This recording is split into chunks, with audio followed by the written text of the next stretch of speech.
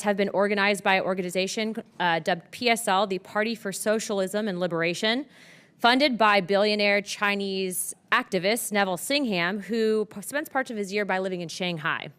In addition to that, although he is not a registered foreign agent, he accepts a lot of money from the CCP and then turns around and funnels it right into some of these violent protests that we're seeing. But it doesn't just stop there. This is not the only organized protest that's using brown people and immigrants as a ruse to push their communist and Marxist agenda.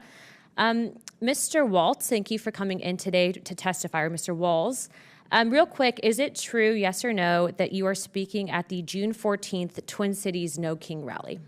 The cameras rolled inside the packed committee chamber, and tension was already simmering. Representatives shifted in their seats, papers shuffled, and everyone waited for the next round of questioning, but no one expected what would come next. The moment Rep. Anna Paulina Luna began her fiery takedown of sanctuary state governors, the room erupted into chaos, only to be derailed by a sudden interruption from Rep. Goldman, triggering a rapid-fire clash that stunned the entire room. Tonight's video breaks down every explosive second, what was said, what was implied, and why this confrontation is sending shockwaves through Washington. Very much, Chairman.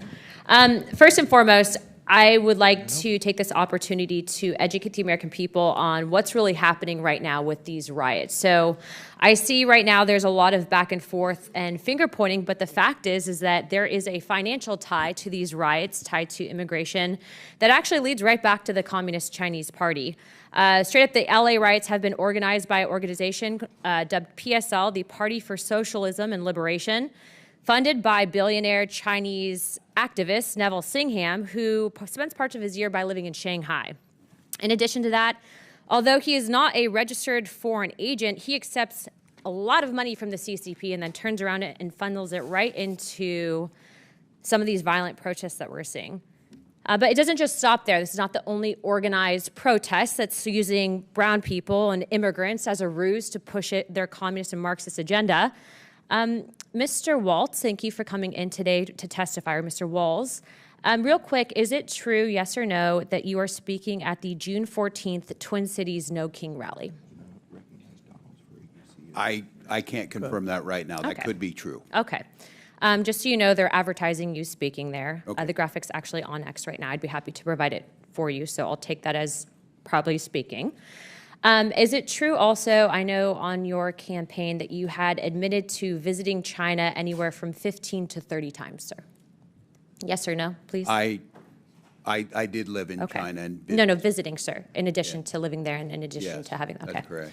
All right. Also, too, I'd like to note that during your time in Congress that you filed for a $5 million earmark that actually was secured. $2 million of it went to the Harmel Institute that actually collaborated with the Wuhan Institute.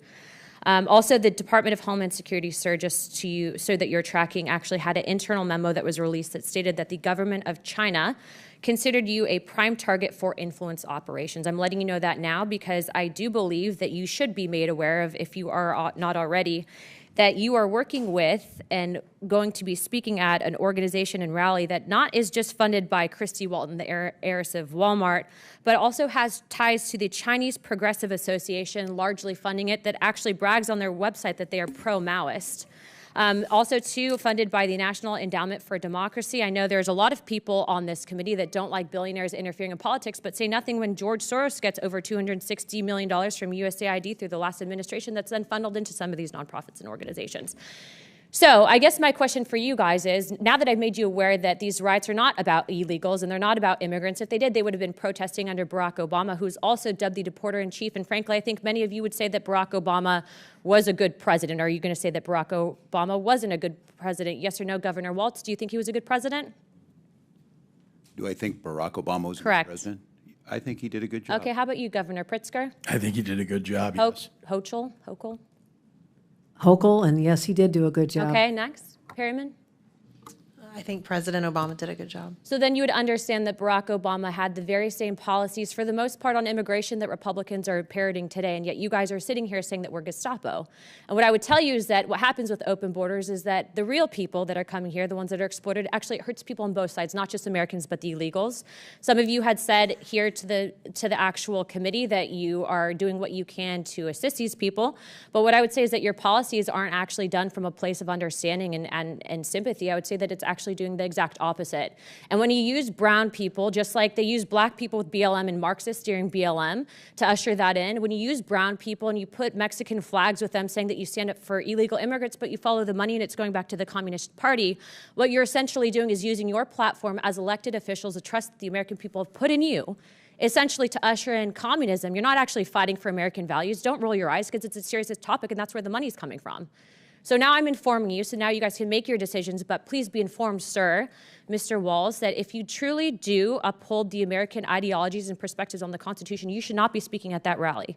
I've given you the correct information, and as of right now, I've authorized a letter to be sent to my office to the President of the United States to rescind millions of dollars in funding that we know are going to the No Kings protests that were authorized and basically given under the last administration.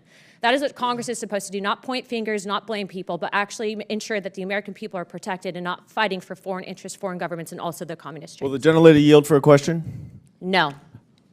You don't want to tell us what your evidence is of all this connections? Actually, no, I will yield to that. I appreciate Mr. Goldman, you'll get 5 minutes. Take your word for it, but you'll appreciate we might want actual evidence. I would be happy to provide that, and I'd also be happy to inform Chairman that actually we have a letter of which you can sign on to. I know you like to sign on to letters with us, especially on the Epstein stuff.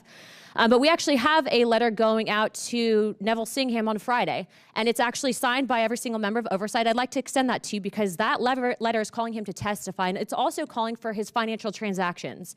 And do you agree, sir, that we should not be accepting money from the Communist Chinese Party? I think anyone on this platform would agree that that should not be accepted, correct? I would like for you to actually present evidence rather than just, quote, inform the witnesses, and now that they're informed, they should assume look, I what don't you disrespect say is you. I'm true going to answer your question. We are having a hearing on it where we can present all the evidence. Order. No, but let's have this dialogue. Yeah, go ahead. You're recognized, Ms. Luna.